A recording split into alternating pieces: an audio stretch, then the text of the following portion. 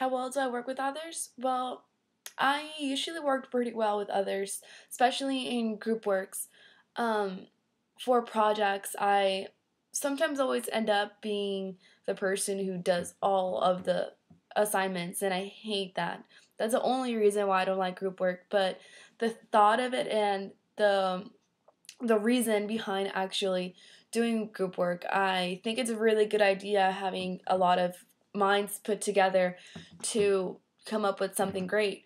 But the only thing that really, really sucks is when another student doesn't do their part and then at the last minute they tell you, oh, well, it's in my house and I didn't have time to print it out and I don't have it, blah, blah, blah. And then you have to end up doing it for them, in which actually doing it for them isn't the big deal. It's not being able to rely on your partners, which is usually my experiences when it comes to group work. I really do see myself working great with others. I love it. Like I said, I eventually want to be a lawyer, so I have to like group work and be good with other teams or other team members, I mean. And it is the way that I feel about group work. It is based on past experiences. In high school, I would always be the one ending up having to do everything. I I like good grades and I like getting everything done and turned in time. So definitely there's always the one person who does most of the work, the one that likes to help but just doesn't know what to do. Then there's the slacker, the one who just sits back, relax, and just watches everyone do everything that has to be done.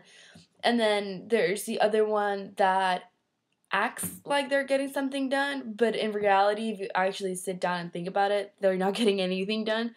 And like I said, I'm usually the one that gets most of it done. And um, what I can do different about group work, it's definitely delegating. I'm not good at it because of my past experience. I really try to say, okay, well, hey, let's all sit here and you'll do this part, I'll do this part, and this other person does the other part.